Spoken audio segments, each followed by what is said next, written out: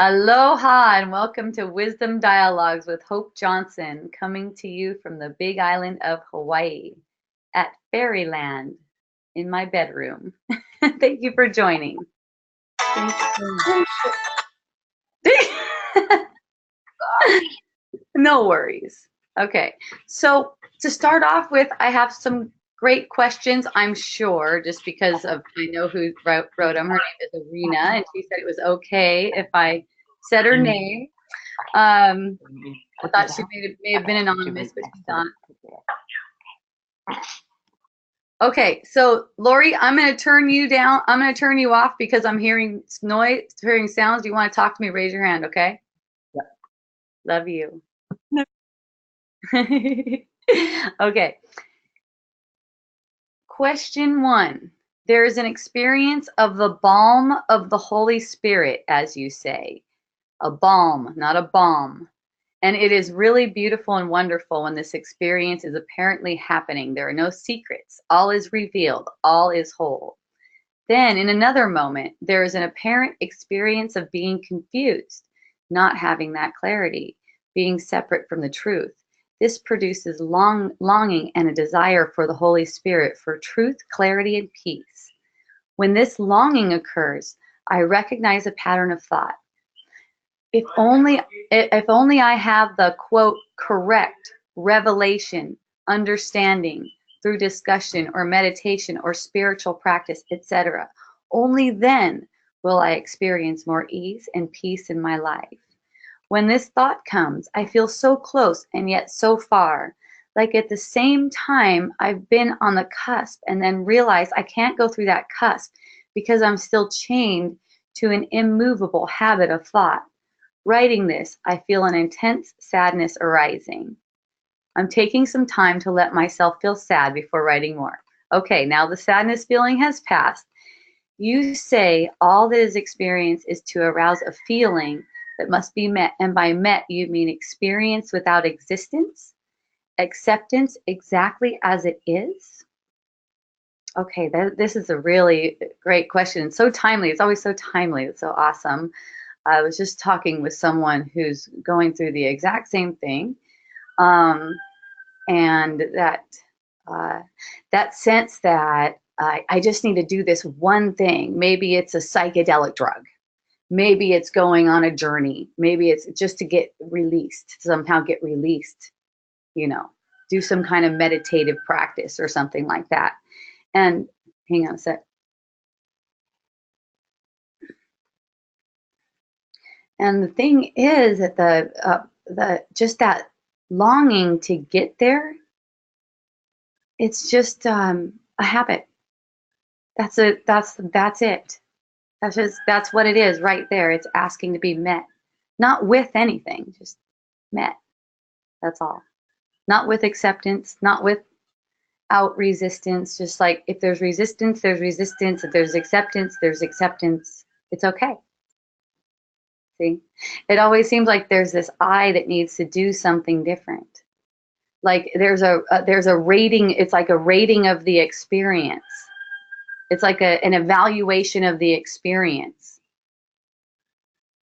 See, it's like using the ego will use the whatever experience is going on to evaluate ourselves, which is really evaluating consciousness, which is meaningless. Okay. So, Arena, thank you for joining. I'm on your question right now, and you can feel free to join in with me and dialogue with me if you like. You just raise your hand and I'll open your microphone. Thank you for joining, and thank you for writing the questions.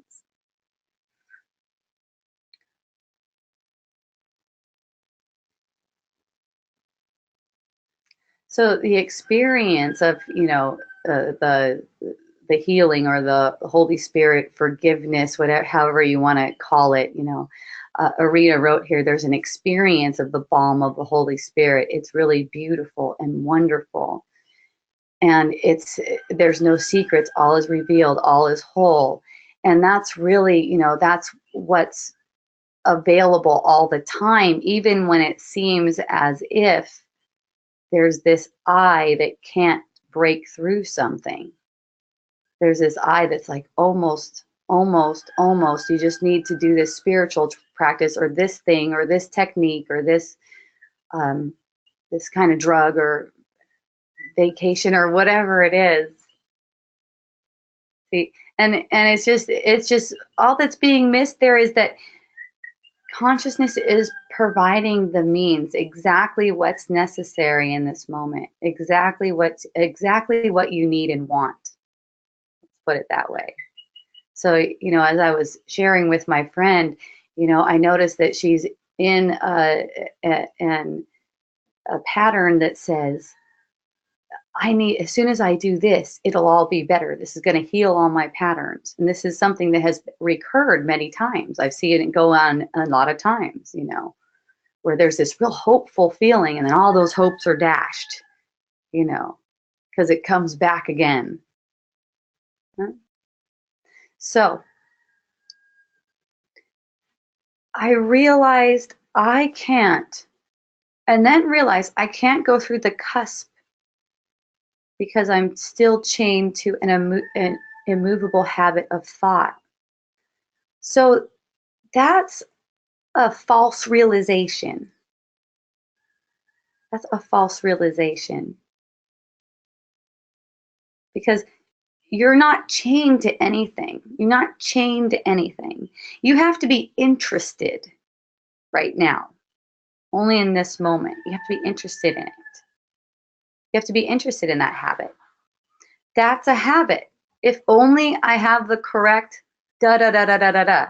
That is the habit right there. So if you see that this habit of I'm not there yet, this habit of I'm not there yet, that makes a false I. There's no there's no leaving what you are. There's no leaving what you are. So it doesn't matter what thought pattern is arising in the moment. It's always a choice whether you're interested in it or not. It's always a choice. I feel so close and yet so far. Like at the same time, I've been on the cusp and then realize that I can't go through the cusp because I'm still chained to an immovable thought. Writing this, I feel an intense sadness arising. Okay, that's wonderful because that sadness is actually a symbol that what you think you realize is actually a false realization.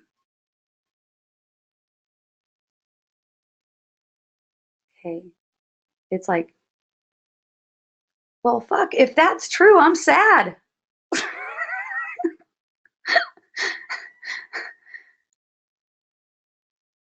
I'd be sad about that too, you know. You say all that is experienced is to arouse a feeling that must be met. And by met, you mean experience without resistance, acceptance for exactly as it is. Well, I'll say again what I said, well, at least something similar to what I said before you came on.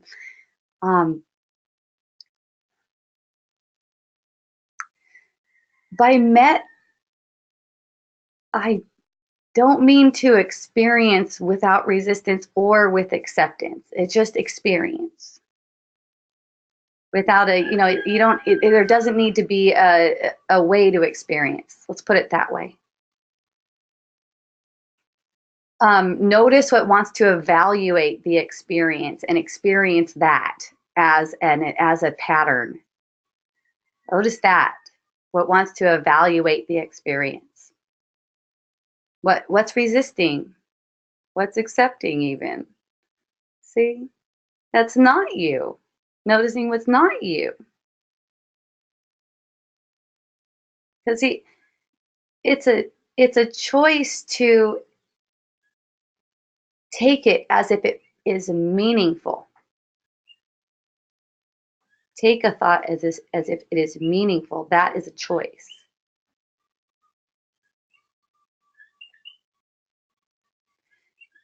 When it's known that there is a choice, there always is a choice. When it's known that there always is a choice, I must be mistaken. Sadness is arising. I must be mistaken.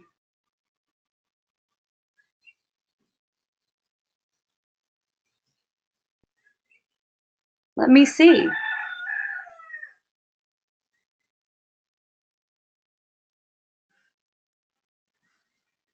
So if anyone has any questions about that, let me know.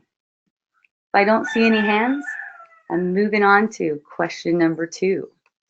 Oh, it's Lori, a beautiful Lori hand. Aloha, Lori. Of course you're gonna get a hand from me when you say it's a choice. Yay. I just see it as a happening. There is Okay. no one choosing whether to follow that or not. Yes, that's true. So how can you say it's a choice?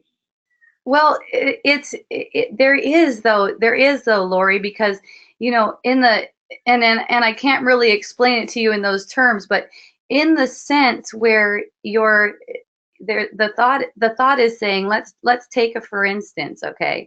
The thought is saying, even the question, it must be met without resistance. It must be met without resistance.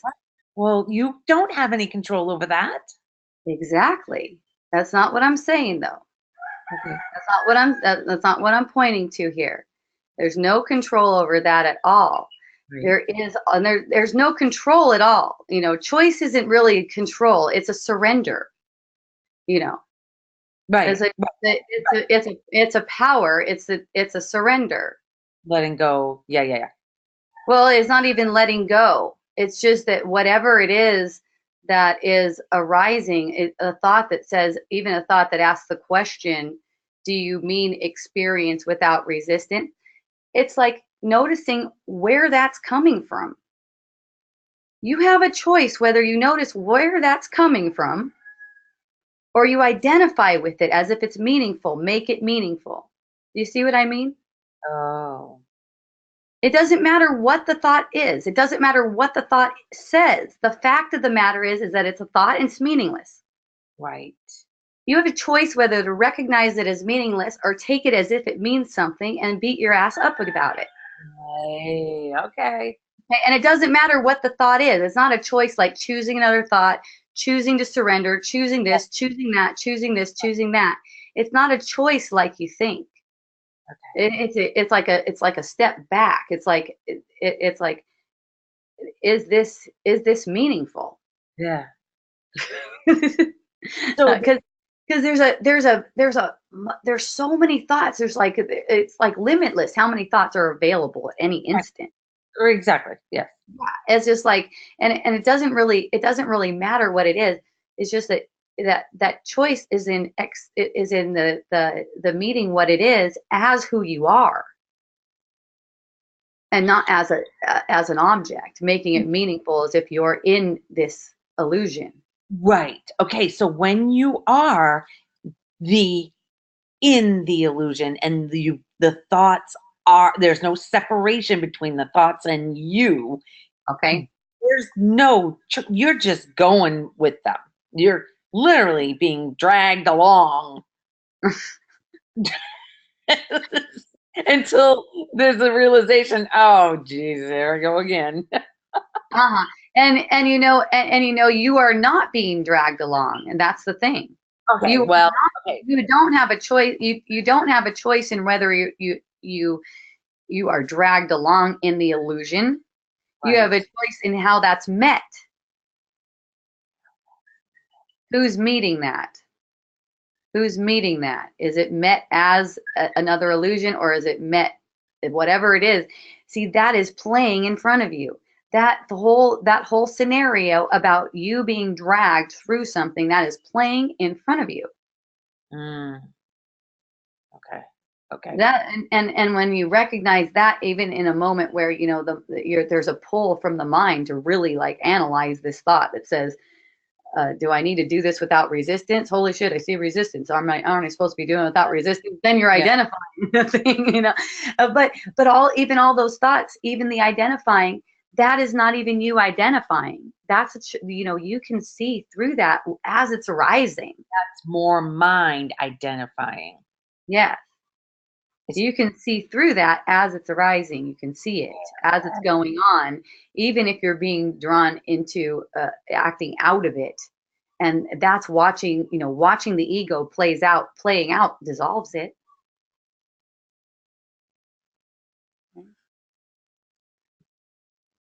Mm.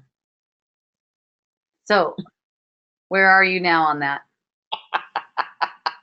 What? Watching, okay, as it's played out, see through. Right. It's just seeing through it. Right. Right. As Yes. it's being played out. As it's playing out, as Lori or whomever is being drugged through something, there's a choice there. It's not about changing the illusion. No. It's not like that.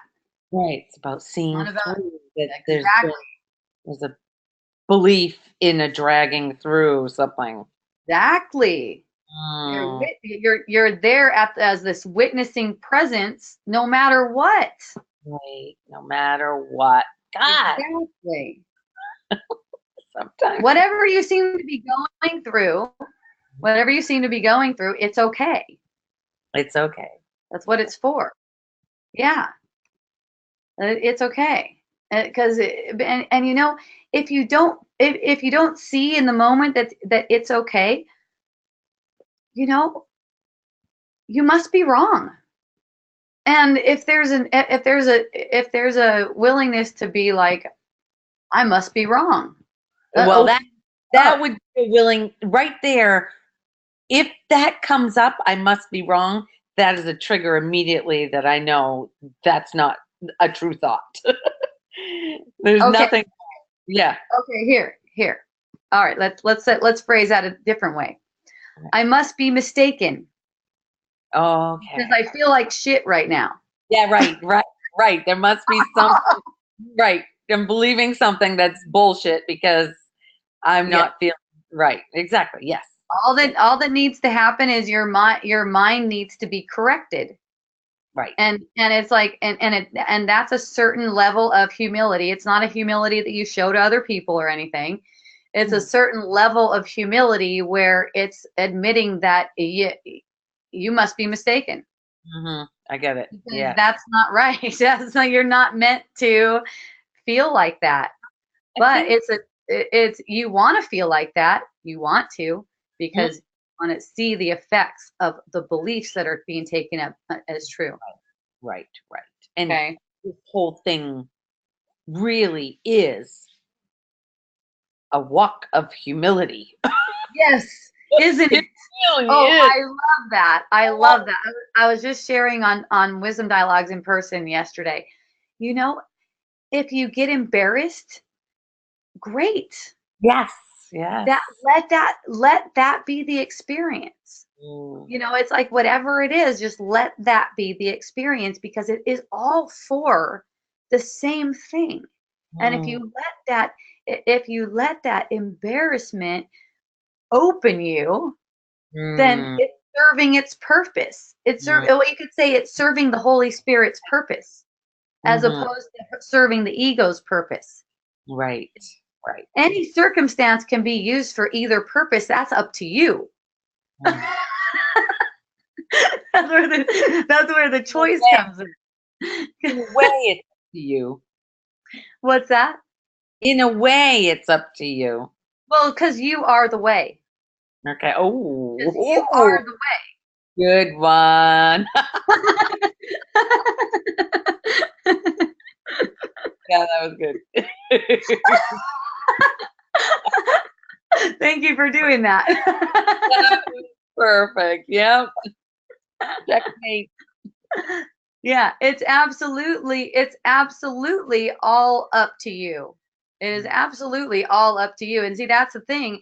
It's like what people don't recognize. When I say people, I mean myself. Every single person is a projection. What people don't recognize is that right now, in this moment, there is a choice being made. And it's a very important choice. And that's whether to interpret perception through the eyes of the ego or through the eyes of the Holy Spirit. Mm. Okay, that has nothing to do with the world. That has nothing to do with a choice in the world. Mm. Okay. It's not even anything like that. They're in completely different categories. Okay, what the Holy Spirit is speaking to is the thought system of the Holy Spirit is speaking to something that's not in the category of mind, or it's something that's not. Let's say something that's not. It's the foundation of mind. Ooh, that's good. It's like Which, this yeah, recess where all of it is one. It's all connected. All yeah. that, yeah. Mm, yeah. So it's like this very instance is so important. Everything's changing, everything's moving, all the energy is shifting all the time to put veils up always. And it's like nothing has to happen on the surface that you can see because it's all mental. Mm, You got the stuff on the surface coming at you too, but mostly the mental, it's like, and I say coming at you because it's more like that than going through anything. yeah. It's like it's Constant coming at you, yeah. Yeah, it's like consciousness moving energy, basically. It's not like anyone is actually going through anything. Right. Yeah. All right. So next question. Are we good for the next question? I think so. Okay. I love you. Raise your hand again if you like, Okay. All right. Question number 2. When meditation, discussions, spiritual practices revolve around the path to peace is within, if there is a feeling of having to search for a better grasp of it, like, okay, I know it is in me, but I still don't understand it. There is still a representation of ego. Yes. Thank you, Bron. Aww. Okay. There is still a representation. Wait a minute. Where am I? Of ego. Yes. Oh, yeah, of course. The seeking. Yeah. Of not being whole and complete. Yes. Driven by fear of not experiencing everlasting peace. Because I'm afraid I will never understand myself. I will always be wanting. How awesome. I love that. That's so fun. Okay. So, the idea of not being whole and complete right now, that kind of stuff, like, kind of makes me feel sick, kind of makes me feel nauseous. That's why it's really hard for me to go to ceremonies and stuff around here because it's like, it's not okay. We're not already that. We got something to do. It kind of gives me a little, which is fun. It's all part of the play. There's a feeling. Yeah, it's like wanting something that you don't have.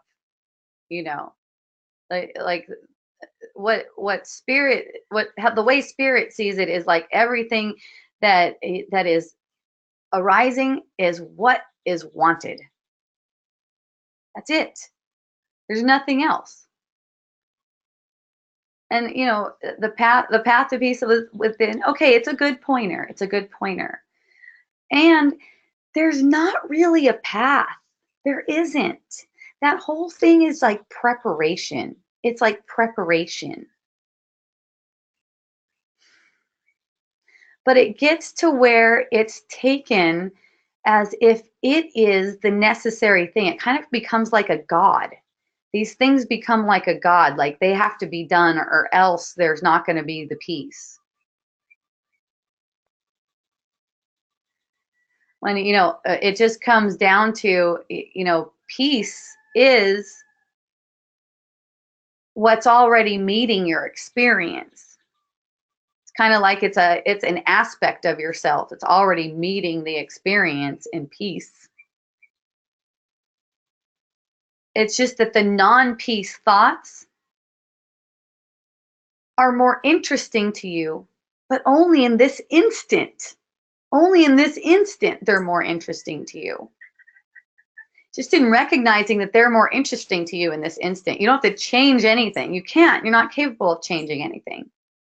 But just in recognizing, oh, these thoughts are more interesting to me right now than peace. Yay! How does that feel? That's watching the ego play out. That's just watching the ego play out innocently, playfully, with curiosity. Innocently, playfully, fun. Lori says, if someone is depressed, it is not wanted with capital. She even capitalized the not just to, well, I could tell it's a judgment in the first place, but just to really drive it home that this is a judgment, she capitalized the not.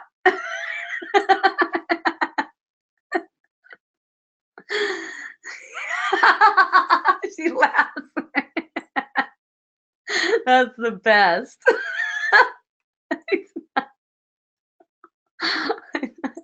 Oh man, that's great. Okay, Irina, her beautiful hand came up. That is wonderful.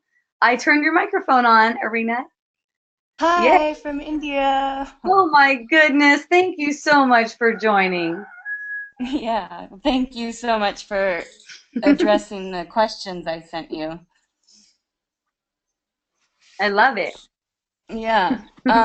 I didn't hear what Lori said, what you read that Lori said because the internet cut out for a moment. Oh, okay. She said, if someone is depressed, it is not wanted. Oh. Okay. Yeah, okay. You got that one. Yeah. That's all.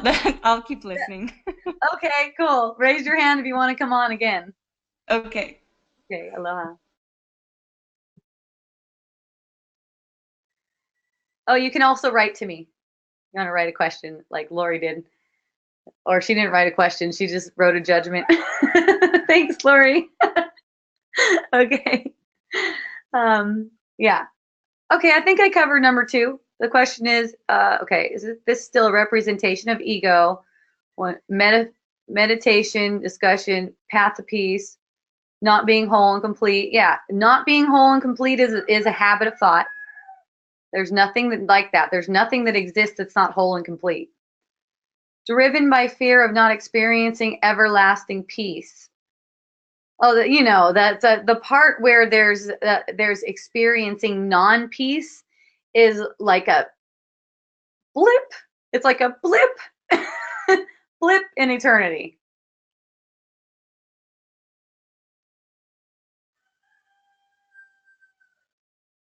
You are peace. If that's, and you know, that's how I know. It's like you are that everlasting peace that you're fearing not experiencing. Or let's put it this way: you are that everlasting peace, and you're attracted to a thought, a fearful thought of not experiencing yourself. Just for nothing in eternity. I can't even say it's like a grain of sand. It's nothing. So just in noticing that and noticing, you know, that's meeting the experience. The same as, you know, I've used different words before: noticing, meeting the experience, you know, um, even have used acceptance. But, you know, I really feel to point to, it's not anything that you have to do with it. You know, still there's no doer. And, you know, a lot of the things that I say are interpreted through the eyes of a doer, as in thinking that you have to do something. But there's not anything there. Even that choice is not a doing. It's basically just honesty. It's basically just honest, you know. Notice it, notice what it is that's experiencing everything. What is it?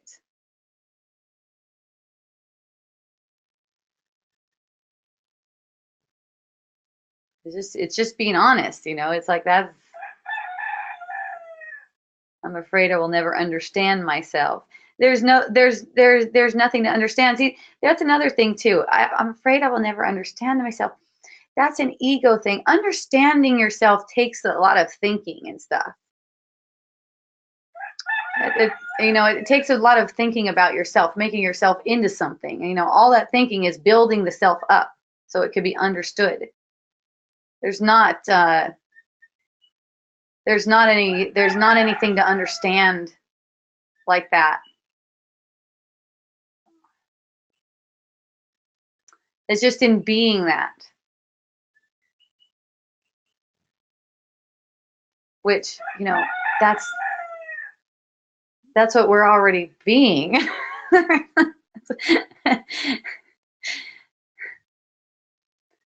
I'm afraid I will never understand myself. Okay, that's good. I'm afraid that I will never understand myself. That thought comes up.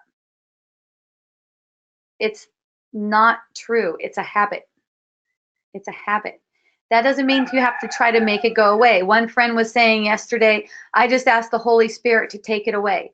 And I go, well, that's the same thing as going, I'll just smoke marijuana so I don't have to feel this.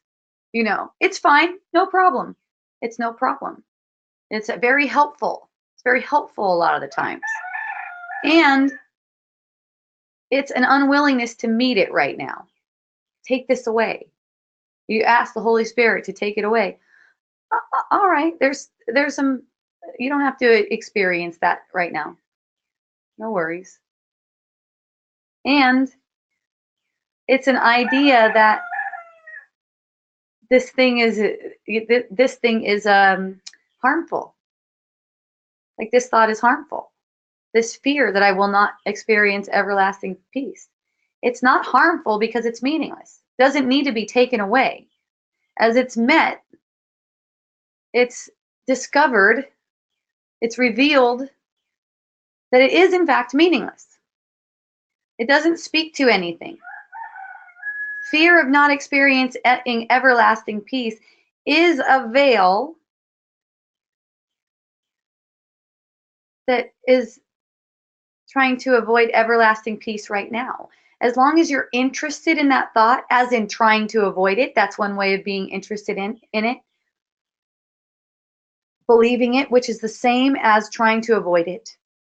Believing in it, same. Not wanting it, believing in it. Avoiding it, believing it. Meeting it, there's an opening, and it can be demonstrated that the thought is in fact meaningless. And then it doesn't have teeth. I could be walking around in my garden and a thought could occur to me. What if I never experience everlasting peace? What if I don't experience everlasting peace? And, oh, that's interesting. All of these thoughts, they're not personal. It doesn't have anything to do with me. That's just an interesting thought that's just passing. See? What, because I had the thought? Because the thought occurred to me, that means something?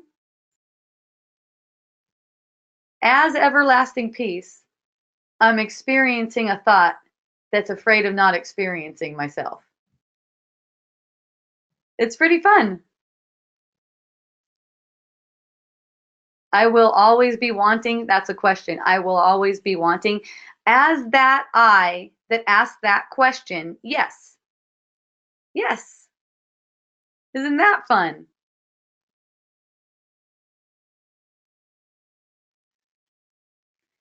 That I that asked that question is like a sweet child. It's like a sweet child, an afraid child.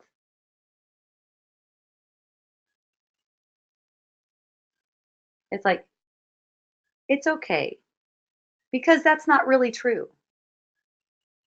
Whatever's making you ask the question, I will always be wanting, it's okay, because that's not really true. Where that question is coming from, it's all right. It's basically just ignorance speaking. Ignorance, innocence, same. And that's why it's okay. Of course, that doesn't speak to the truth, and that's why it's okay. It's like a dream. It's like just passing.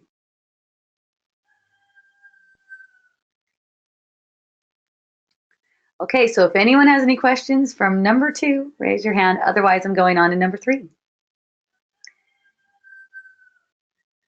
As I write these concepts, I go through fluctuations of feeling like I'm losing my sanity. It feels dangerous, like if I take it too far, I could go through the experience of breaking my brain.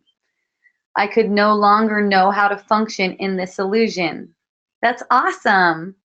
And then the illusion I've created will reject me, drug me, incarcerate me, maybe even kill me.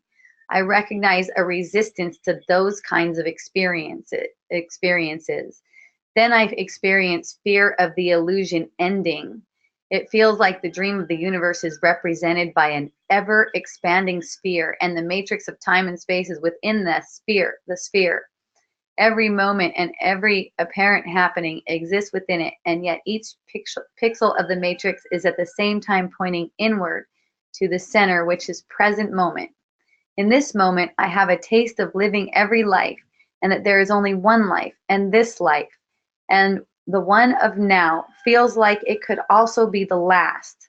Like if I actually allow the acceptance of love everlasting that we are, all of existence would collapse on itself. All of non-existence would collapse on itself. When I write this, I feel like the physical world is far away. It's like I've gone beyond a veil, and now the physical world seems fuzzy and hazy and not fully solid. I am scared to give up the dream. There are parts of the dream that are really fun. Yay. Well, I'm scared to give up the dream. You know, that's also not true. That's not your voice. I'm scared to give up the dream. There are parts of the dream that are really fun. And the parts of the dream that are really fun because of who you are, not because of the dream. Okay? Because of who you are. That's just the taste of what reality is like. The parts that are really fun, this is a taste of what reality is like. Okay? It's like a small taste. I'm also scared the dream will go on forever. Purgatory. I will find myself perpetually in a state of existential crisis, lifetime after lifetime. Oh, now I'm feeling disgust. Yeah. Isn't this the definition of hell? Yes. Yeah. But I know this is to be heaven. Why would I make it into a hell? Yeah. It's like, well, because you are heaven, basically. You are heaven. So like when you're yourself, you're in heaven. When you're being yourself, you're in heaven. Let's put it that way. I mean, you're never not yourself. But in pursuing any thought, and this is done a lot unconsciously too, in pursuing any thought that makes you into an individual in a world who has choices, that feels like hell. There's not really, it can't be, you know, it's an experience feels like hell. It's an experience that feels like hell, but there's no place called hell. Yeah. What typically happens at this point is I get so overwhelmed by these thoughts and feelings that I just go back to business as usual, engaging with the script as if it is reality and not an illusion. But every time I find myself back here, yep, that's the way it goes. You can't escape. So now this time, you can, but not that way.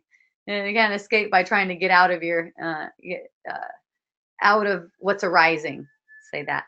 So now this time I've decided to give this enough energy to attempt a coherent communication of the experience and share it. Oh my goodness. Thank you so much. It's so awesome. We're super blessed. Super blessed. And now, by the end of writing this all down, I want to say I welcome any and all responses, reactions, and reflections. And at the same time, I'm scared of being told I'm crazy. Yay, that's a fun recognition. I'm scared of being told I'm crazy. That's so fun. I'm scared that there will be no relief because I don't get it. Or now there is a thought coming up that there is something cruel and malevolent that enjoys watching a play of running after the carrot on a stick, forever out of reach. I want to break the damn stick. Yeah. See, it's a lot. So what this is right here, and I appreciate this. This is awesome, Arena. You're basically, this is like a stream of consciousness from the ego. It's really good. It's really good. I'm scared of being told I'm crazy. I'm scared that there will be no relief because I don't get it. Or now there is a thought coming up that there is something cruel and malevolent. You're just watching it play out right here. You're just watching it, and it's meaningless. That's it. It's showing itself to you right there. Okay, I'm back now for a more seemingly simple question. You have great ones. This is really good because this goes on, in the mind. This goes. I'm laughing because Lori said, "I love when people call me crazy. I totally own it." That's funny. Yeah. Well, people and people calling you crazy is self-talk. That's why it's fun, because it's self-talk. If you're scared of it, you might have an experience of it, and that's what makes it awesome. Or you might, or a person might not even think you're crazy, but you might think they think they're crazy. They think you're crazy. You're just having that perception. It's just having a perception. That's all. I'm scared of being told I'm crazy. I'm scared that there will be no relief because I don't get it. Yeah, it's a stream of ego consciousness. Isn't that fun? Or now, yeah, another thought, and then another one, and see how they keep on going. Yeah. So, is there anything I didn't address here? Let me just skim through it a minute here, and if anybody wants to raise their hand or point anything out that maybe I didn't address, let's see. Losing my sanity, it feels dangerous. Yeah, that's ego too. I go through fluctuations. I go through fluctuations. There are always fluctuations. Feeling like I'm losing my sanity, it's a feeling, see? It's a feeling. So what does it mean? Nothing. Nothing. Let it just meet that. Meet what it is. Losing my sanity. Oh, losing my sanity. Okay. It's kind of like a ride. It feels dangerous. Oh, I didn't address this. Now I remember. It feels dangerous. Yeah. Like if I take it too far, I could go through the experience of breaking my brain. I could no longer know how to function in the illusion. Okay, so look, the foundation of the illusion is consciousness. Yeah? What's consciousness? The thought of separation. Okay? In consciousness and through consciousness, what knows consciousness knows how to navigate everything in consciousness. And you don't do that with thought. It's not something that you use thought for. It's just natural. It's just natural.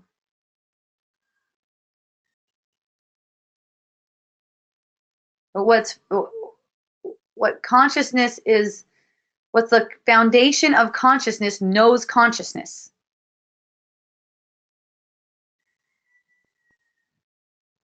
Okay?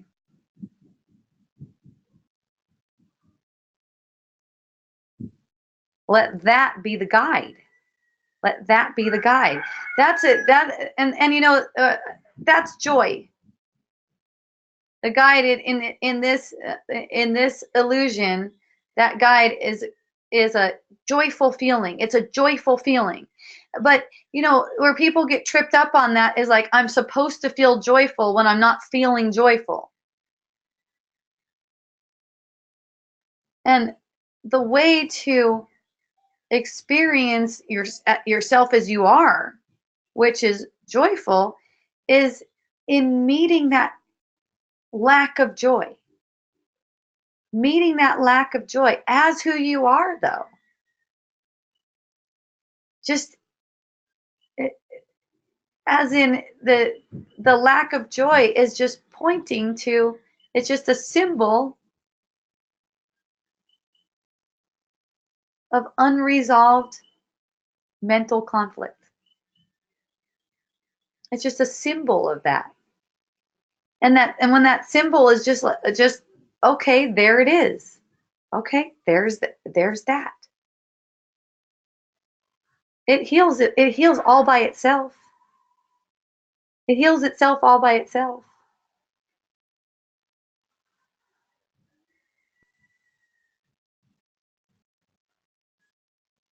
The mind as it really is in reality, pure, powerful, innocent, all-knowing. All-knowing. Consciousness is just like a passing thing. It knows how to run your life.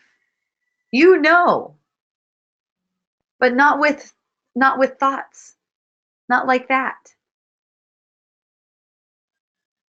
You know what choices in consciousness are leading toward more joy for you. And that's what's always being chose. That's what the choice that's always being made is going toward more joy. It's always for you. Even if it seems like it's some kind of an upset or something like that. It's like you know how people cut themselves to relieve emotional pain? You know how people cut themselves to relieve emotional pain? It's the same kind of thing. Consciousness just will make things to bring up emotional upsets to relieve pain. It's always for you. Any kind of emotional upset, it's to relieve unconscious pain.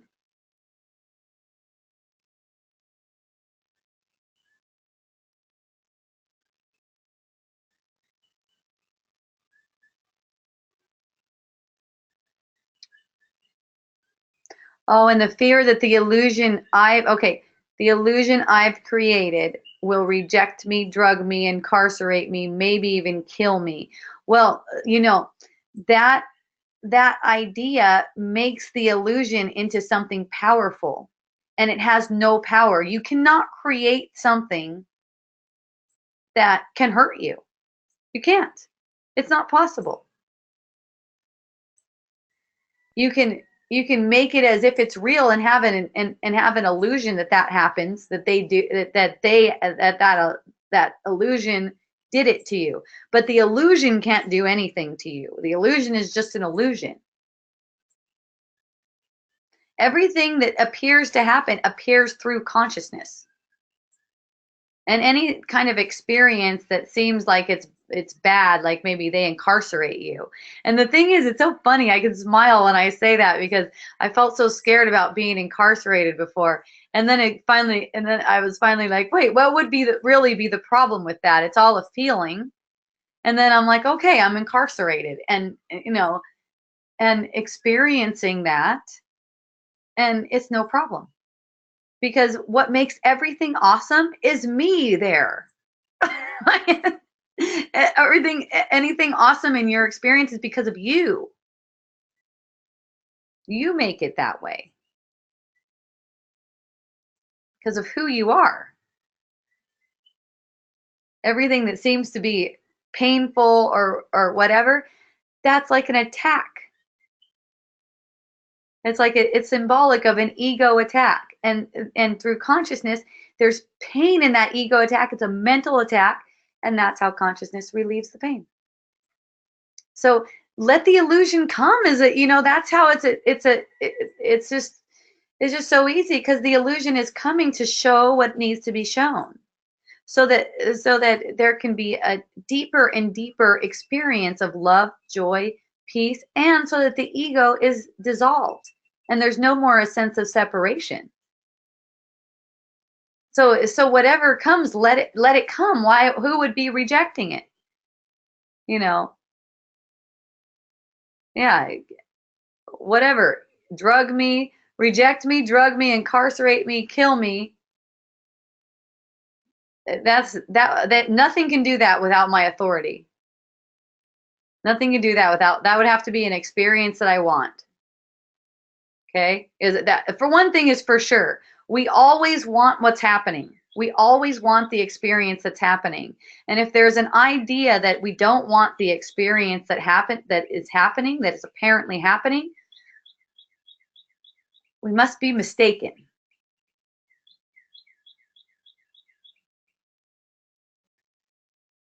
The mind could use a correction right now. Not a correction like a spanking, not a correction like it have, anything bad happen or anything like that. But it could use a correction as in, right now I must be mistaken. Because whatever I'm taking as true right now is the cause of pain. The illusion can't cause any pain. I haven't created anything that's not in alignment with what's true. I have not created an illusion. And something created has power. An illusion has no power. The mind has all of the power. The mind has all of the power. I mean, don't underestimate the power of the mind, of course. The mind has all the power, but nothing in the illusion is happening without the power of the mind, which is my mind. All powerful mind. But when I say that, people take that a different way. People take that, I've heard and again, when I say people, I'm talking about myself. They're all projections. So that's why it's like, thank you for letting me know. Thank you for bringing that up, But the way it's taken is the ego is my bitch, and I can make it do whatever I want it to do. It's taken like that. It's taken through the eyes of separation. That is not anything like what I mean. That's not anything like what I mean. In the all powerful, as in, this is my mind. Any of these fluctuations that feel dangerous, say I might not know how to function in the illusion, anything like that. This is my mind in which these thoughts are playing out. So it's up to me whether they're meaningful or not. It's totally up to me. Okay? That's all powerful. Because it's all made of thought.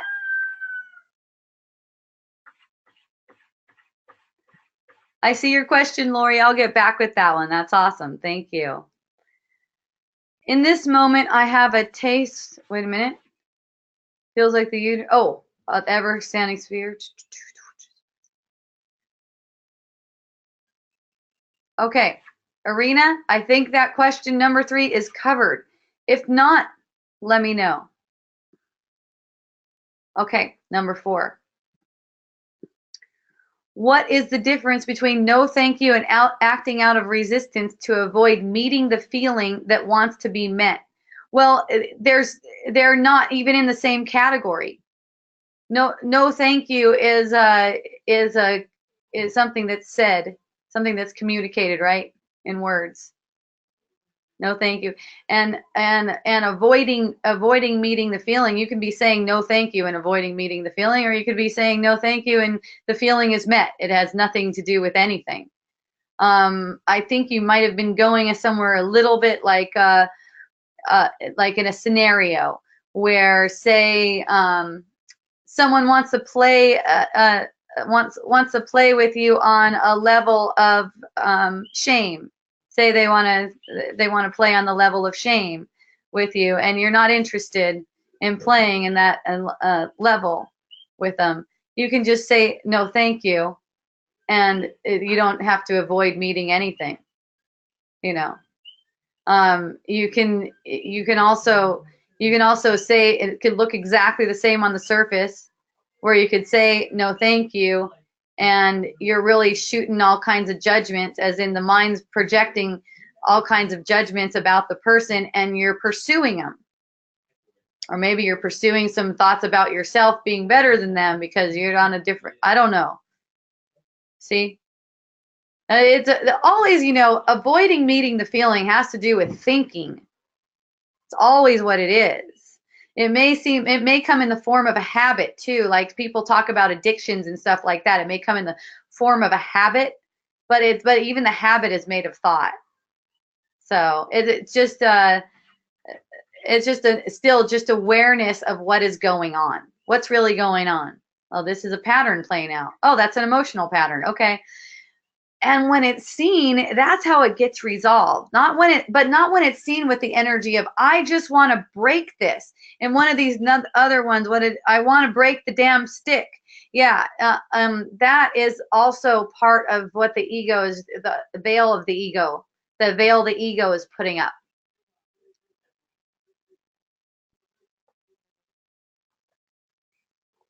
So yeah,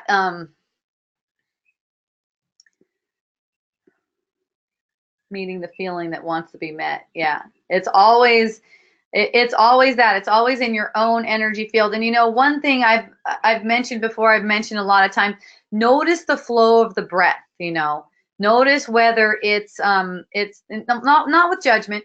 Just notice how it is, because every thought pattern has a corresponding breath pattern. They're energy. They're energies. So they're gonna reveal some stuff. And the more relaxed the mind is, the deeper the breath.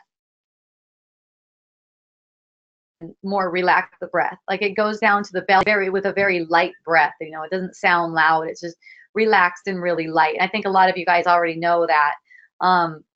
But just a reminder, watching what it is, you can see when you're feeling upset. Not to make a judgment about it, not to try to get the breath to return, not that like that at all. But noticing when you're feeling upset. If you notice when you're feeling upset, you're willing to notice that, then it plays itself out. That's playing itself out in the presence of purity. It's like a light. It's like the sun. It's like a good metaphor is the sun burning away morning mist. Okay.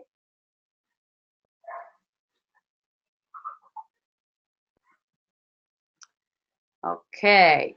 All right. So, Irina, thank you so much. Your questions are awesome. I really appreciate it. There's a hand. Yay. Okay, you're live, Irina. Yay! Yay! Yay! That was really great. Thank you. Awesome. You have any questions? Do you have anything else you want to follow up with it? Well, the only thing that is arising, I guess, is I feel, well, first of all, just kind of a comment in that I feel much more relief and perspective with having this dialogue, with having a lot, like, so I just talk about it as like I've witnessed the play that has happened. In the past, the play that happened was that I had all these thoughts and I kept them to myself and would be like, okay, I know they're going to pass eventually, and they do, but then they would come back continuously. And there was actually, I did not experience relief at that time. I just knew that it would like kind of go away, but it would probably come back. So this time, I watched myself just like kind of give it up through writing it down and through like appearing to send it to you. And is this like watching myself let these thoughts really be seen? And in terms of like, I'm at this point feeling more relief now, having this dialogue. Like this dialogue just seems so relieving, I guess, compared to anything that I've watched myself do with those thoughts in the past. Yes, I hear you. Yeah. So it's like consciousness is doing everything. So even in having you ask the questions and, using me too, and it's like consciousness just uses whatever's necessary to bring whatever you're open to. So it's like you are open to this information. You became open to this information, and then consciousness makes you write it down and send it to me. Isn't that for fun? And then consciousness makes me answer the question. Yeah. Yes. It's like you just ask yourself, and it's whatever you're open to now, and that's what you're gonna hear, and that's how you're gonna interpret it. Okay. Good. Cool. Yay! I love you. Thank you. I appreciate you so much. I love you. Thank you. Aloha. Thank you. Appreciate you too very much. Aloha. Yeah. Oh, that's so awesome. Okay. Can you define depression in your words? Oh, Gail, kisses to you too. I love you. Raise your hand, of course, if you want to speak with me. Got a couple more questions here from Lori. Maybe just one. I don't know. Can you define depression in your words? Well, I don't need to make a definition of it. You're talking about a pattern, a habit of thought. That's a habit of thought that's being used to get a particular feeling. I've had an experience that seemed like it was depression. At the time I labeled it as probably depression, But, depression, just like everything else, just like frustration, it's something that's a fluctuating pattern.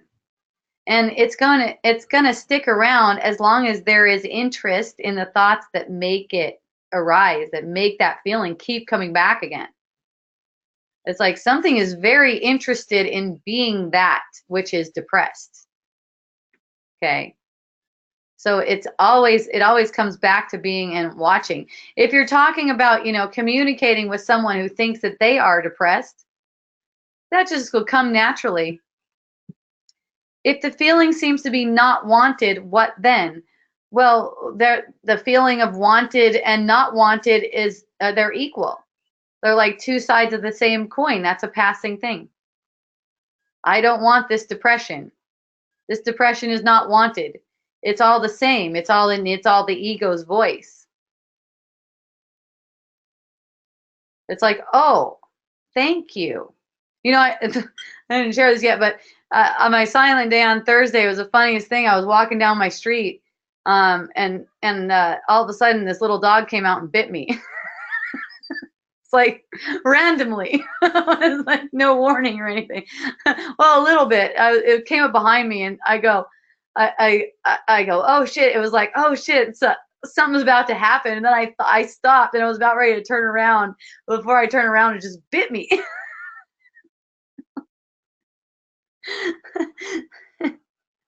It's just, it's just like it's just like anything else. That's the same as oh my God, I'm depressed, or this feeling is not wanted. This dog bite is not wanted. Okay, the opposite is also true. This dog bite is wanted. This depression is wanted. Okay. I spent some time exploring some depression. I stayed in bed and hung out and explored some depression. But it's like it's always me watching it. So it's always me watching it. The play of depression. So I don't really have a definition for depression, because it's like it's the same as anything else. We can put a name on it, but it's like definition. Oh, that's a sad thought. Oh, that sad thought is really interesting. I'll keep on following that one. Oh, there's another sad thought. Oh my goodness. Yeah, that's really sad. Oh, there's another one. Oh shit, the sadness keeps on piling up. Now there's depression. if you're talking about someone, this is wisdom dialogue, so we talk that way, but you're talking about someone who they really believe they're depressed. They really think that they are, they're identified with being depressed. Just notice the truth, and just noticing the truth allows for whatever communication needs to come through. It's always going to come through exactly as it needs to. And noticing what's going on allows the energy body to relax. I mean, just watching the upset, just noticing the upset, it automatically allows a space for relaxation. Even if you don't notice it right away, just that watching, it keeps on wearing it away. It's like it wears a path in for the relaxation to get in. And through that relaxation, that's how everything heals. Other people's depression too. Other people's depression, because there's not other people. Other people are all me, remember? Somebody's like, if somebody's like they're depressed, what do they need? What do they need? They may not need to hear, depending on where they are as far as opening up and stuff. But they may need to, they may just need, oh, you sweetheart, and like some love and some attention and a hug. And then one lady that I met at a party this past weekend, she was kind of like telling me how she's not doing the things that she should be doing, and she's doing too much of the things that she shouldn't be doing, and she was really talking on those kind of terms. And I was just like, oh, let me give you a massage, let me put some essential oils on you and give you a massage and stuff, and if any kind of thing wants to come through to speak it like that, speak about the truth, so to speak, point to the truth with words, so to speak, that will just happen. That's not up to me. The only choice there is in what it always is. Just recognizing that this is a meaningless perception. Aw, Lori, thank you too. I love you. All right, so I got through all of my written questions. That was so fun. I love you guys. You're the best. Oh, Candy, you saw Candy. Yes. Is ego merely a three-letter word to describe a purely fictional concept? Well, every word is just a symbol. So it's pointing to something. Every word is just a symbol.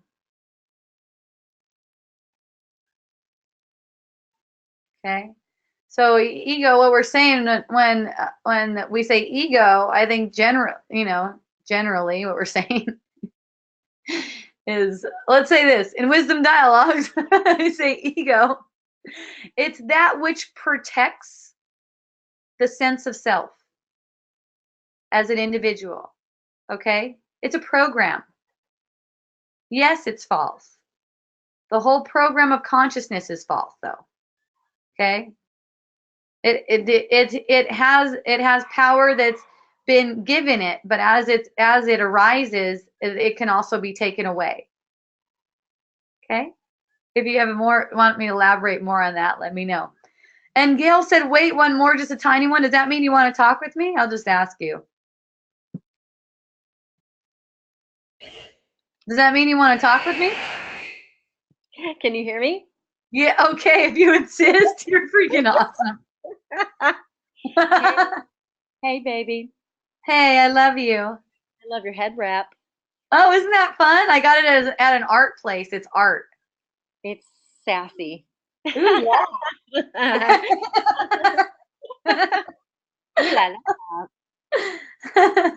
Abe, just a quick one here. Okay, Yeah. 2 things. You said recognize that it's a meaningless perception just now, and I thought, how is it meaningless if it's serving? Isn't it serving a purpose of showing you something? Well, it's getting a feeling, and that feeling is, it's getting a reaction. Let's say that. It's making sensation. That's what it's for. So when you recognize what it's for, the perception is meaningless. And the sensations are meaningful. The sensations are also meaningless because they're in the perception. The sensations are a gateway out, though. because they're in the perception. What? Aren't these sensations more or less a gateway out of what's happening in the mind? Well, it's the first symbol. It's the first symbol that something believed is untrue. You're believing something that condemns you, an uncomfortable feeling. It's the first representation of how the thoughts you are pursuing feel. Let's put it that way. Gotcha. It's still a symbol, but it's kind of like a guidepost. Okay. And then the physical perception is one more step beyond that. So it's like a feeling made into form. Okay. Understood. So your breath is more effective. Turning your attention to the breath immediately drops, for me anyway, the thought craziness, or even the overwhelmed nervous system, the energy that I think I'm relating to is true, that feels like I don't want it. That whole resistance seems to exacerbate it. And then I return to the breath sensation, lie down and experience the whole gig. And it seems to dissipate. Lovely, because it didn't seem to do that at first for you. No. You've had your focus on it. Yeah, for sure. Yeah. And enjoying it for the fucked up feeling it produces. Yeah. Or feelings. Yeah. The other day I had a rage show up and I went, holy fuck, no way, that rage thing, I was done with that. How is that happening? And the very thing, the very egoic question is, how could that have happened? It's like, well, exactly. It happened, it arose, and I had no say in it. Yeah, you didn't have any choice in that. Yeah, like when that dog bit me, I was on silent day, but I still growled at it. I felt pissed.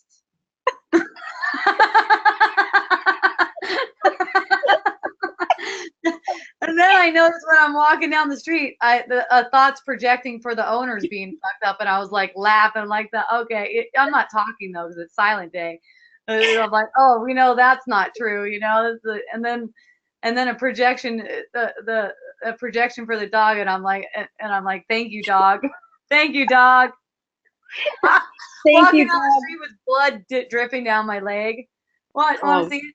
It's been since Thursday. Oh my God, look at that gnarliness. I put helichrysum from Corsica on it. It did go out to here. See, that's already like gone, and that's gone. Did you put it on direct? Yeah, I did. Wow, I didn't know that can go directly on the skin without torturing it a little bit. No, the helichrysum is ridiculously gentle, especially the Corsican one. Oh, well, since I have that one, I'm going to go take a bath in that. Oh, use that stuff. That stuff is the bomb. Yeah, use it with me. Thank you. I shall. We'll be connected. I'm on it on a daily basis. I love you. Oh, Lori wants to talk to me again. Fun. The thank you-ness, the thank you had for the dog. What? Again, why is it that you would thank it because it showed you what you were holding on to in your? No, it's not personal like that. Yes. It's not personal like that. It's just it's like anything, like if somebody said something to me, it's like I gave them the script to read that to me, right? It's like I gave the dog the script to run up and bite me. See, your reaction or response is up to you. Even the reaction of grrr, it's like, oh, it's like the anger comes out like that. It was fun. It was, it's like, and it's just a part of the experience, part of the ride.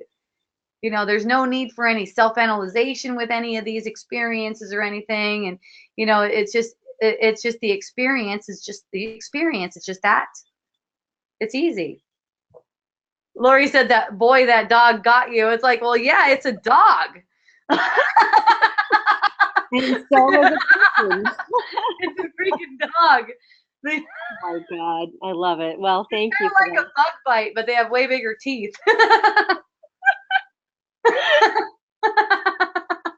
Aw, that must have been hilarious. I'm sorry, but it must have been hilarious to see a dog dart at you.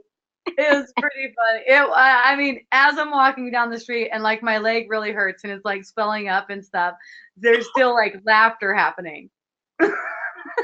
Like, damn, that was my scripted moment. Yeah, the only thing I said all day on Thursday was I would have said, fuck.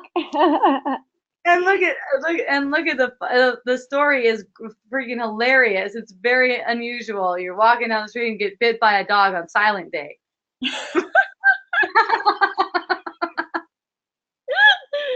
Oh man. Yeah. Thanks, babe. I love you. I love you. There's one for you. Girl. Oh. All right, I'm gonna go take this last question and let's talk soon on the phone though. I love you. That's your bottom dollar. Yeah, baby. Ow. Ow. We just screw around on Wisdom Dialogues. Lori, how's it going? Oh, I would have kicked that dog. You would have kicked the dog? You know what? I probably would have kicked the dog, but I was turned around. Oh, but it got you in the front. No, that's not the front. It actually came up behind me and got that. It's the side of my leg. Look where my foot is.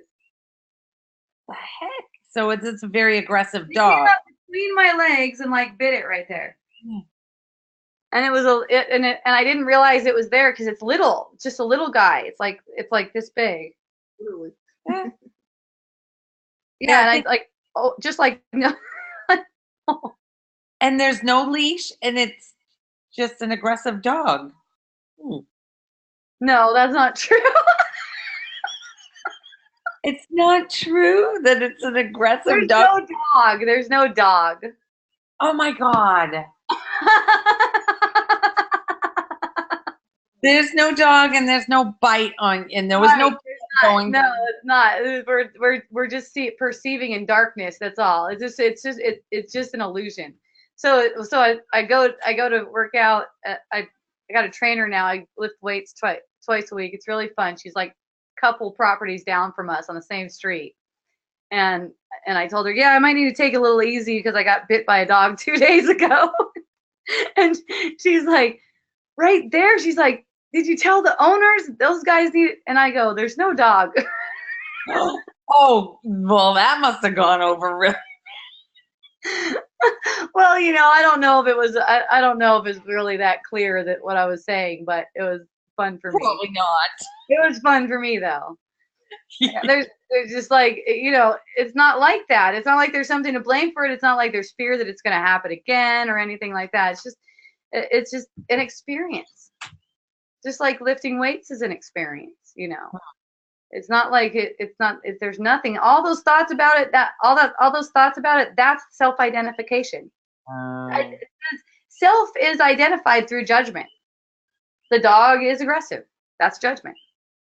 The owners should be keeping them in a thing. That's also a judgment. I should have known better and turned around. I don't know. That's another judgment. Whatever it is, that's where you're given a choice. Is the judgment real? Are the thoughts real, or is the only reality what's witnessing presence? So you don't have to accept that the dog is aggressive. The dog is aggressive is a projection that I'm aggressive, basically. So when I know it's about myself, and I really can't accept that that's true. See? Right. Yeah. It's all about myself. I've had an experience where, like in the workplace, I feel like I need to have conversations with people, like feeling like they are maybe not working enough and talking too much and stuff like that.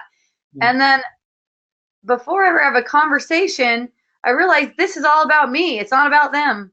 It's not about them. And then no conversation ever needs to even go. I mean, sometimes it might not, but in this particular experience that's coming to mind, didn't it?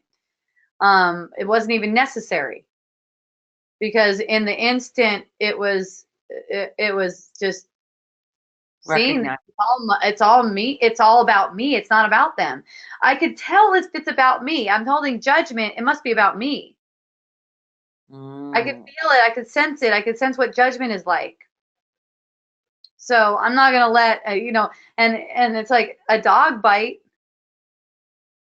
It could equally be used for healing as it can to multiply judgment and suffering.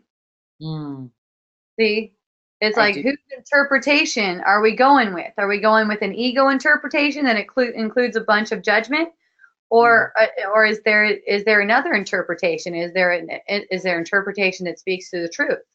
I never thought of it that way. Wow. Yay! Thank you for making me say that to you. I wanted to say there's something I was telling Holly that when I walk now, there's a different, I'm noticing, I was trying to put words to it, more relaxed, I guess, more seated or grounded. Yeah, that's it. It's like the awareness is growing. It's like it's almost like the awareness is growing in the energy field, and that feels, it's like it opens up more space, almost like your breath can get to more places easily. So it affects your walking. Oh yeah. I have. It's just been weird. There's been a noticing in the past week. There's been noticing of, wow, I seem to be walking different, like really grounded, like, and my legs are more relaxed. And not going as fast as I used to, or light. Yeah, and there's more attention to the sensations that are present with walking. In the feet. Yes, you're right. Yeah, so that's why it's so relaxing, because you're not pursuing mind. That's the greatest relaxation, is when you're not in pursuit.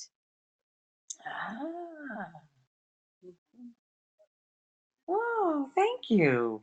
Yay! So it's like you're walking different. I know exactly what you're talking about. I know exactly what you're talking about, and if you keep on focusing like you are, and I don't see any reason why you wouldn't, you're gonna notice different transformations in all different sorts of things. But remember, you don't transform. You always stay the same. Okay? Right. Yeah. Right. The experience transforms. Right. Yeah. And it's cool. Yeah. I actually am enjoying the way I'm walking. I know, me too. It's so good. The way of everything. The way I experience weightlifting now. I quit weightlifting for 10 years. Like, I say I quit, but it's like consciousness just like had me quit. It was like it seemed like that was such my self-image. Lift weights all the time. And it's like, and then 10 years later, the thought occurs to me, I feel like lifting some weights. And then the next thing you know, the synchronistic thing happens where I'm having a training session with someone, and I just absolutely adore her. And I was like, yes, I'd love to come train with you twice a week. But the weightlifting itself is so incredibly joyful. It's so different from going in there and trying to keep my ass. What's that? There's no attachment to the outcome. Yeah, because it's right now. It's like the sensation of lifting the weight, and even the sensation of the resistance going down. With it, it's so different. It's so powerful, and it's so blissful. It makes such blissful feelings in my body. I actually get goosebumps while I'm sweating. It's like really, it's more of a just a real blissful lovemaking kind of experience than something to get a particular effect on the body. Right. Beautiful. Gail laughed. She said, goosebumps while you're hot. Yeah, baby.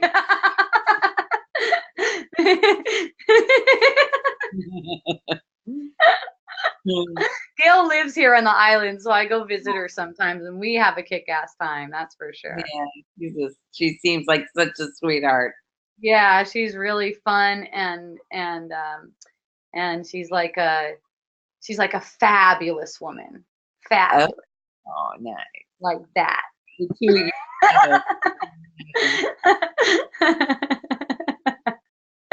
All right. So are we done? It seems like we covered a lot. We have all these. Oh, wow. This is so fun. Wow. This one.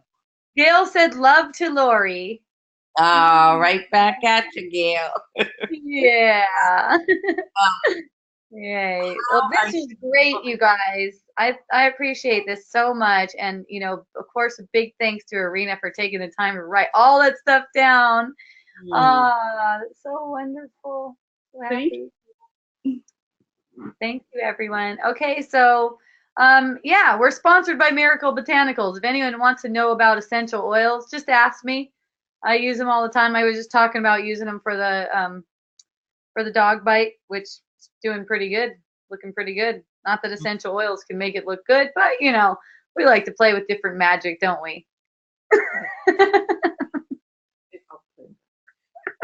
Plus, it smells amazing. All right. So, what? What's that? It doesn't smell like shit. No, it's not. Oh, yeah, those smell amazing too. But last week I talked about at the end essential oils that kind of smell like shit. For those who are interested in that, and I am. I'm one of the ones who's interested. Okay, hold on. Irina's raising her hand. I'm gonna put her on. Aloha, you're on. Aloha. I just wanted to say thank you. I'm doing the webinar on my iPad, and I don't have a way of typing to you. So the only way I can just say thank you, and love to you all is to raise my hand. So. Oh, sweetheart. Okay, thank you too. Maybe I'll see you soon. Are you gonna come back here? Not to the Big Island until probably next winter, maybe. Unless, you never know what'll happen. I don't know. You never know. Well, yay. It's so fun to be with you.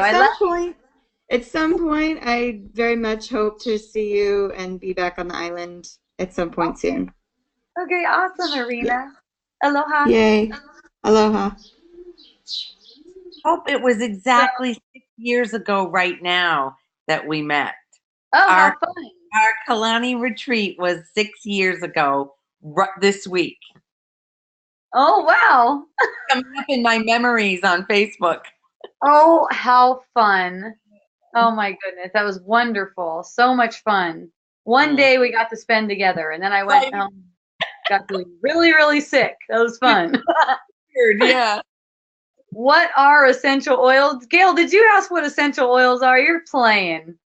What are essential oils? Okay, let's say what are essential oils? They are biological messengers.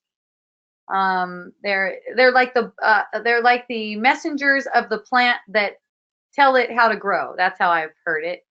To me, they're like angels.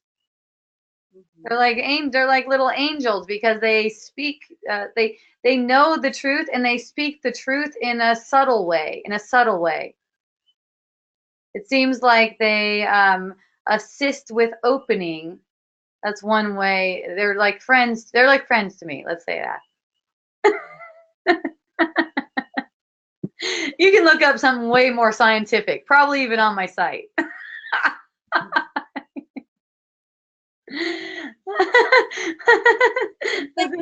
Is there something that helps you to open? What's that? Is there a sense? Well, anything can be used like that. Like, see, like you coming to Wisdom Dialogues is the same kind of thing. Oh, okay. See, it's just like that. So it's like the power isn't in that thing. Right. It's in the relationship. See? Because you're the power. You're the way. Remember that. Yeah. You're the power in it. You give all the power to it. Okay. Like if you were at Wisdom Dialogues and you were coming on Wisdom Dialogues, but you're like the whole time your thoughts going, Hope's full of shit. What a dumb bitch. And you're believing that, then you're using it like that, you know? It's like, No, she just likes to sniff shit. what? She just likes to sniff shit.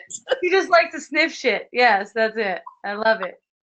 One breathing exercise that I've been practicing for the past couple weeks is this one where you put your finger right here and you breathe in really long through one nostril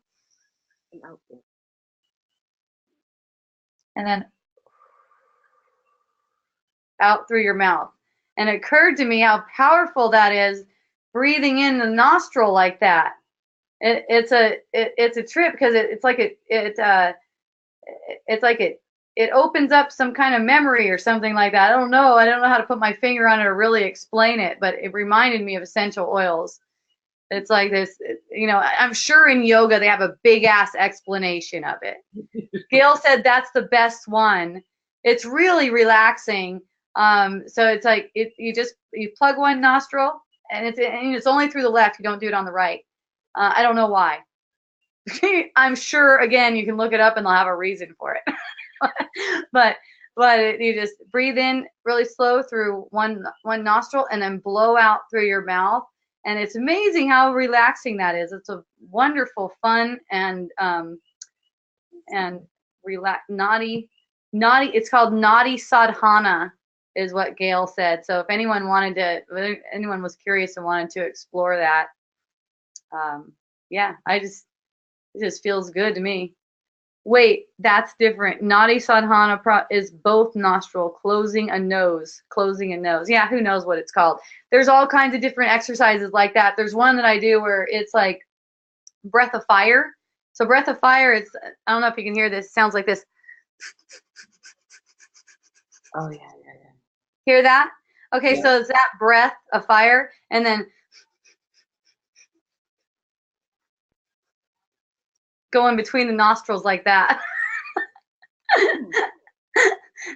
It's just a fun way to focus the mind, you know, and no one has to do anything, and none of these practices, you know, they're just the same.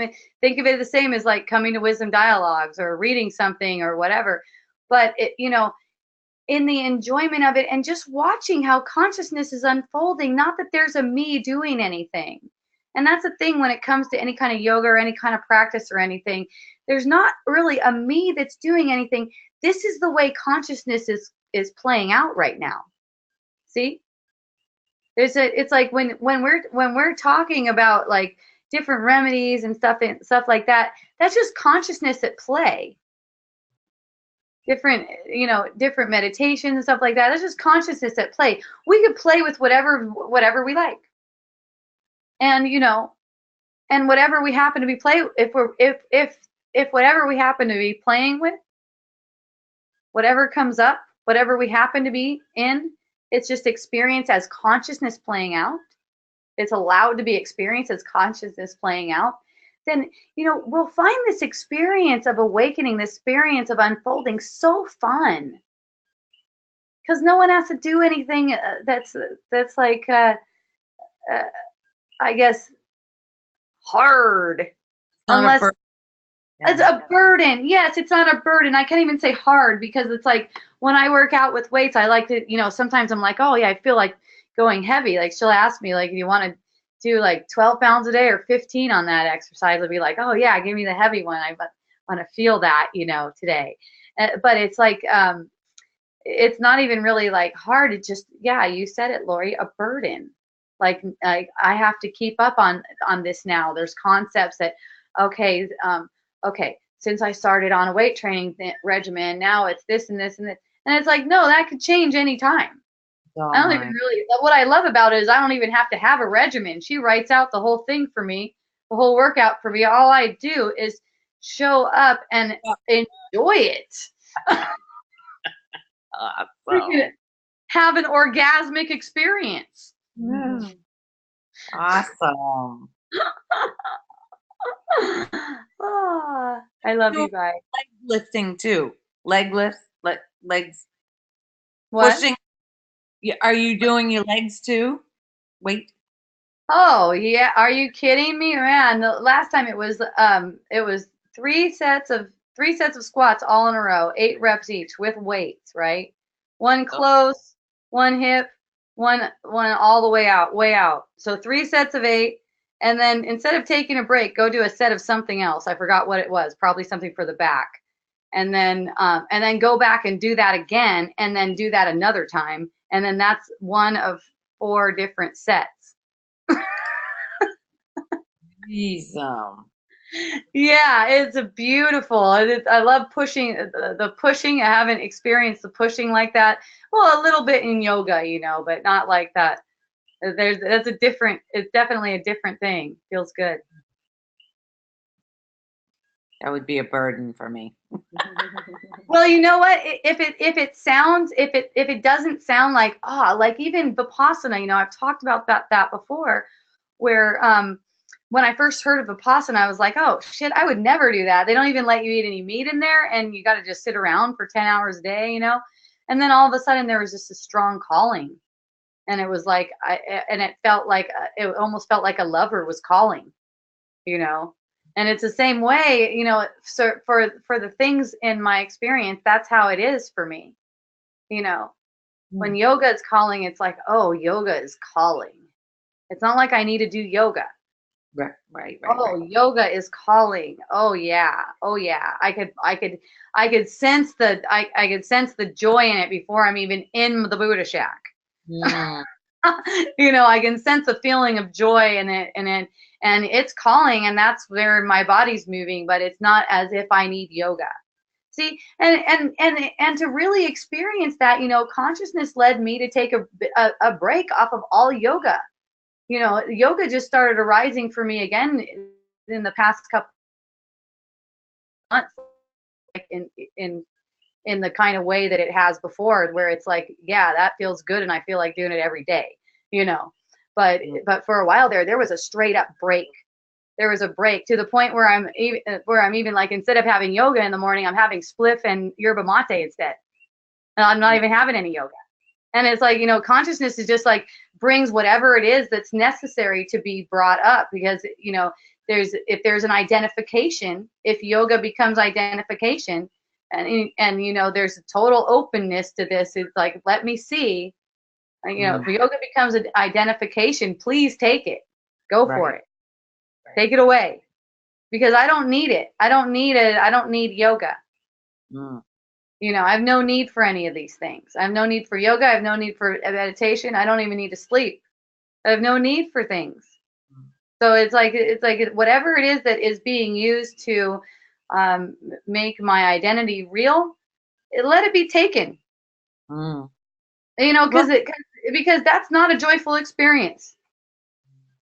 That's really not. That's not it. It's like not it. That's not it yet. And when the yoga really stopped, it came to a stop. Like it was kind of like, wow, it's done. I could really feel it getting to the point where it's done. It's like, wow, it's just done. It was probably gone, as a regular thing for like 3 months or 3 years.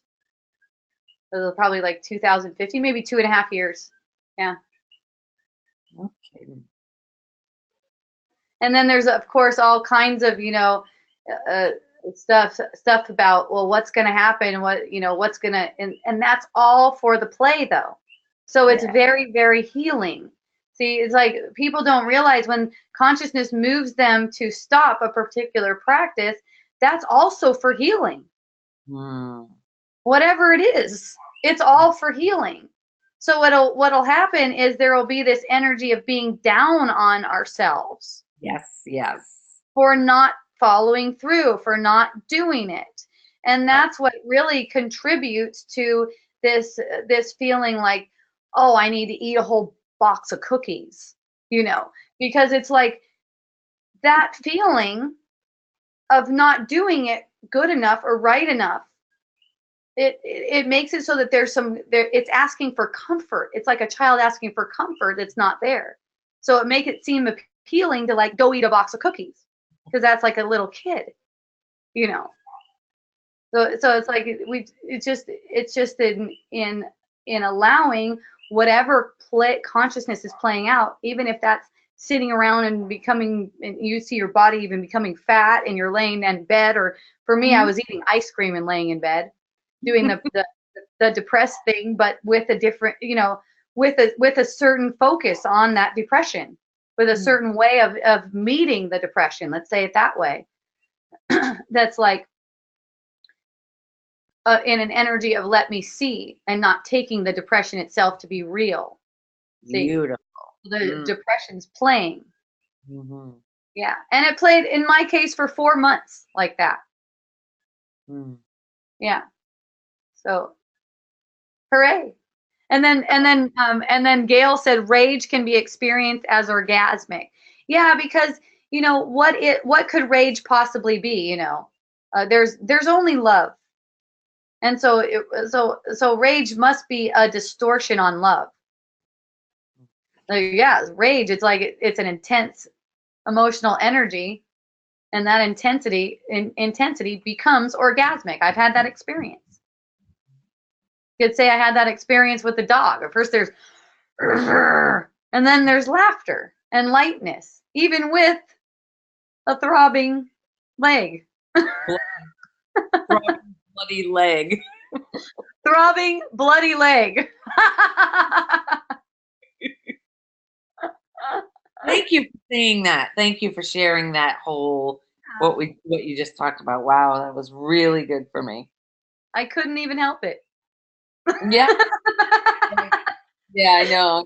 But I'm not saying not to thank. I mean, it's gratitude. All gratitude goes to you. It just does, and so it's awesome to always express gratitude. Excuse me, I got a cat hair in my nose. Always express gratitude.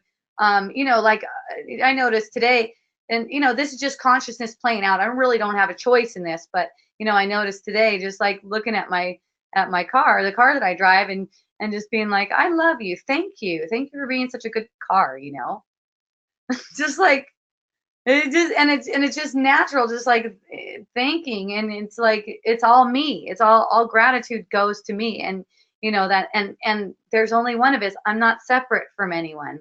So it's like all gratitude goes to everyone, all my loved ones, everyone I know, everyone I love, everyone in the whole world. All right, so Arena's raising her hand again. What a nice long wisdom dialogues we're having. This is fun. All right, you're back on. I'm back on. Yay! I just wanted to share. It's so funny because I was already thinking about questions I was going to email you for next week, and it was about like yoga and stuff, and then you just answered the question. That's awesome. It was amazing.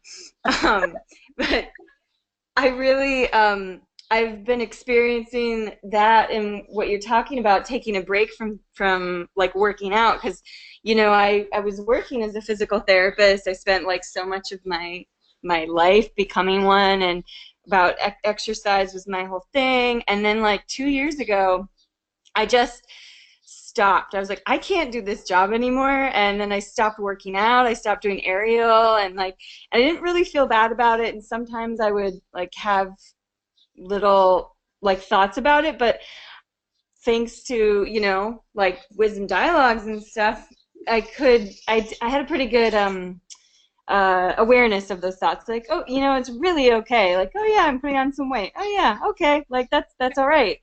And people kept asking me like, well, are you gonna get back into aerial? Are you gonna start practicing physical therapy again? And I was like, I don't know, like I just don't know what's gonna happen.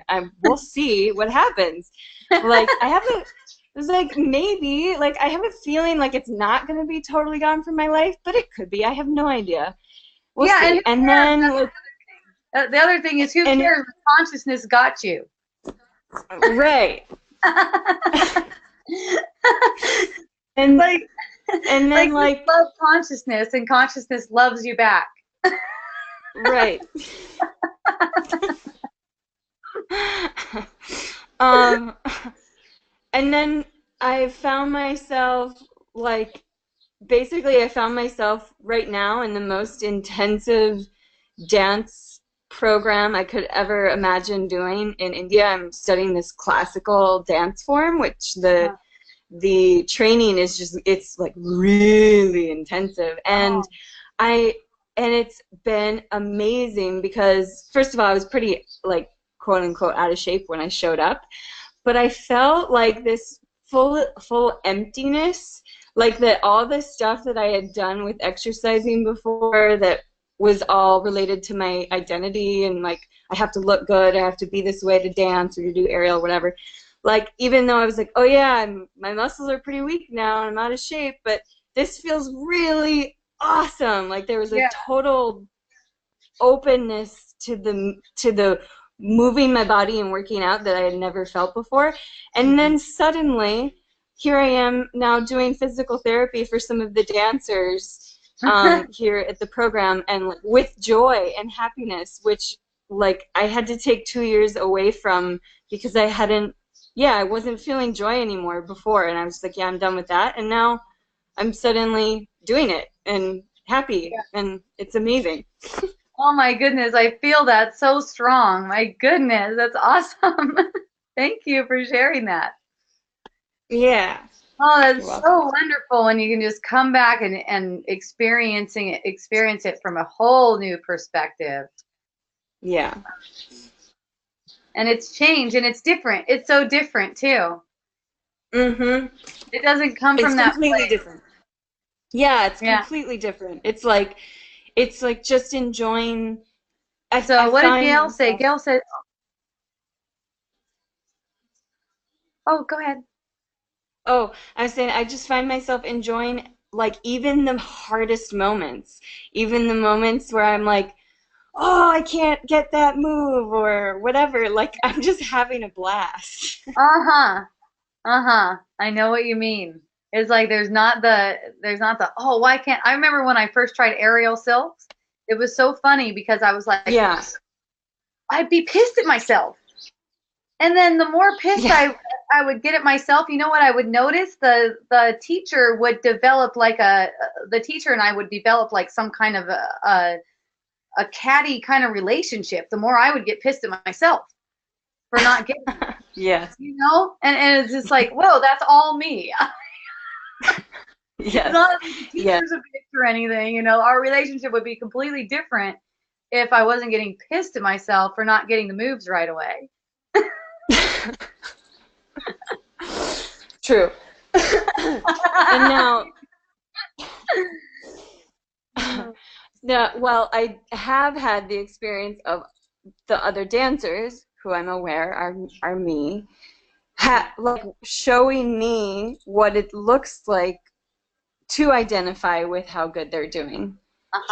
Like some of the dancers are very, they get very mad about themselves, about not doing it right or something like that. And I mean, I guess that's just showing me. That's just showing me like that pattern, I guess. I don't know. Not as if it's showing you something about yourself that needs to be healed or anything like that. Okay. Yeah, okay? It didn't feel like that. It's really an experience to be met. See? So it's like self-talk. It's like it's coming up to say, to make it into something meaningful. And all it is, you could say it's an opportunity to share love, you know. Yeah. And, you know, I notice in my case, whenever I am around people like that, there will just be like a sweet kind of sensation that goes on in my energy field, just kind of like, it's okay. It's okay. Yeah. You know, it's like, and these people that you're perceiving too are having exactly the experience that they want. Right. So you can't argue with that, you know. Yeah. Yeah. Okay. Thank you. Thank you too. Aloha. Okay, so I'm gonna go pretty soon. I see Braun is ready for me, huh, Braun? No, you're not ready for me. You just want to do some. Okay. So all right, I got probably about 10 more minutes, and then we're gonna go do something. I forgot what it was, but I know what it is. It's the sauna. We're going in the sauna. Me and Tone. We just got a sauna. We're gonna do it. All right. Did you write out to your hubby that you were bit by a dog? I did not let him know. He didn't know until the next day when I was speaking. I just went in and no one saw it, and I just had put some helichrysum on it, and I don't know. Did I cover it? Maybe I was wearing pants. I don't even remember, but no one saw it. I just studied intense Indian classical dance. Oh, Gail just studied dance form. You guys are probably friends too, Gail. You know Arena, Erina? You might know her. You guys might know each other. Both of you are my friends on Facebook. I know that. Can you ask her? I really like this chick.